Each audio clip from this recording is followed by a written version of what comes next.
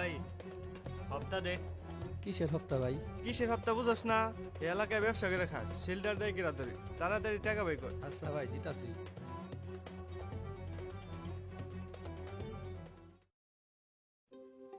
এই দাঁড়ান দাঁড়ান।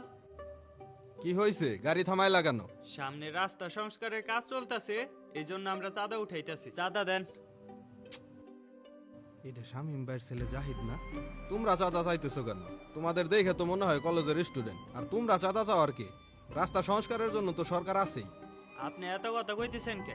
সরকার কি সব কাজ কইরা হারে পারেন নাকি? এই জন্য আমরা এই উদ্যোগ নিছি। টাকা দিলে দেন, নাইলে এই দিক দিয়ে ঘুরে যান। ঘুরে যাবো মানে? আমার তো ওইদিকে যাওয়া দরকার। আচ্ছা ঠিক আছে, আমি টাকা দিতেছি। আর কত টাকা দিতে হবে? 100 টাকা দেন।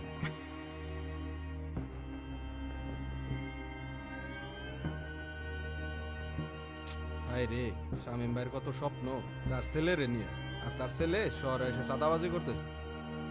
দেখি শামীম ভাইয়ের বিষয়টা জানাইতে হইবে।